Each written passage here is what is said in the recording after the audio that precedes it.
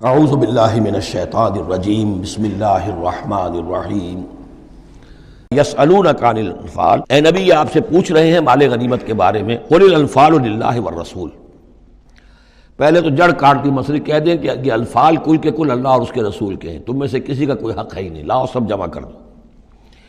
یہ فتح جو ہے تمہارے ہاتھوں نہیں آئی ہے، یہ اللہ کی خصوصی مدد سے آئی ہے، لہذا کسی کا کوئی حق نہیں۔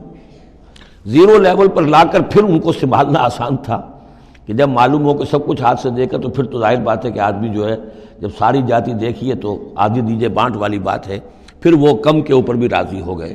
لیکن پہلا مسئلہ یہی تھا، قل الانفال للہ والرسول واتقوا اللہ، اللہ کا تقوی اختیار کرو، واصلحوا ذات بینکم، اور اپنے آپس کے معاملات کو درست کرو، واطیعوا اللہ ورسولہ، اور اللہ اس کے رسول کی اطاعت کرو، ان کنتم مؤمنین، اگر تم مومن ہو۔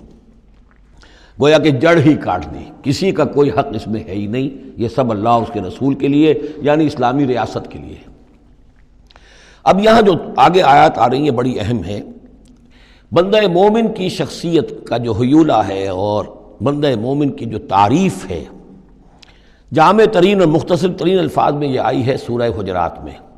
اس کے دو حصے ہیں، ایک تو ہے بندہ مسلم، مسلمان کے لیے تو 5 چیزیں ہیں، کلمہ شہادت، نماز، روزہ، حج، زکوٰۃ۔ لیکن حقیقی مومن کے لیے اس میں 2 اضافی چیزیں شامل کرنی پڑیں گی۔ وہ کیا ہیں؟ دلی یقین اور عملی جہاد۔ بندہ مومن کی شخصیت کے اندر یہ 2 رخ اور ہونے چاہیے۔ جو صرف مسلمان ہے، کلمہ شہادت، نماز، روزہ، حج، زکوٰۃ، وہ نے الاسلام علی 5، شہادت اللہ الہ الا اللہ وان محمد رسول اللہ واقام الصلاۃ وایتاء الزکوٰۃ وصوم رمضان وحج البیت۔ لیکن مومن، انما المؤمنون الذین آمنوا باللہ ورسولہ ثم لم یرتابوا، یقین والا ایمان، دل میں ایمان، وجاہدوا باموالہم وانفسہم فی سبیل اللہ، اور جہاد کریں اپنی جان اور مال کے ساتھ اللہ کی راہ میں۔ اب یہاں یوں سمجھیے کہ سورہ حجرات کی اس آیت نمبر 15 میں جو ڈیفینیشن آئی ہے، جیسے پرکار ہوتی ہے، پرکار کو کھول دیا۔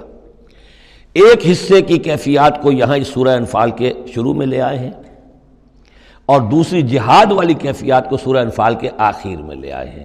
تو یہ پرکار یہاں کھلی ہوئی ہے اس ڈیفینیشن کی۔ تو ایک حصہ ڈیفینیشن کا یہاں آ رہا ہے، انما المؤمنون الذین اذا ذکر اللہ وجلت قلوبہم، اہل ایمان، حقیقی مومن تو وہ ہیں کہ جب اللہ کا ذکر کیا جاتا ہے تو ان کے دل لرز جاتے ہیں۔ وَإِذَا تُلِيَتْ عَلَيْهِمْ آیَاتُهُ، اور جب انہیں اس کی آیات پڑھ کر سنائی جاتی ہیں، زادتہم ایمانا، ان کے ایمان میں بڑھوتری ہوتی ہے، اضافہ ہوتا ہے۔ وَعَلَىٰ رَبِّهِمْ يَتَوَكَّلُونَ، اور وہ اپنے رب پر توکل کرتے ہیں۔ الَّذِينَ يُقِيمُونَ الصَّلَاةَ، جو نماز کو قائم رکھتے ہیں۔ وَمِمَّا رَزَقْنَاهُمْ يُنْفِقُونَ، اور جو کچھ ہم نے انہیں دیا ہے اس میں سے اللہ کے لیے، اللہ کے دین کے لیے خرچ کرتے ہیں۔ انفاق فی سبیل اللہ مراد ہے۔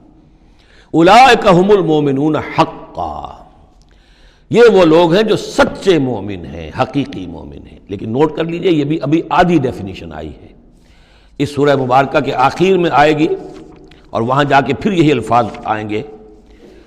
یہ آیت نمبر 74 ہے، والذین آمنوا وہاجروا وجاہدوا فی سبیل اللہ والذین آووا ونصروا اولئک ھم المؤمنون حقا لہم مغفرۃ ورزق کریم۔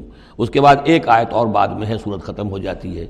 تو لاسٹ بٹ 1 آیت، اور ادھر پہلی کے بعد دوسری، ان 2 جگہ پر ایمان کے حقائق کو تقسیم کر کے، پرکار کو کھول کر، گویا کہ پوری سورت کو ان 2 کے درمیان میں لے لیا گیا ہے، گود میں لے لیا گیا ہے۔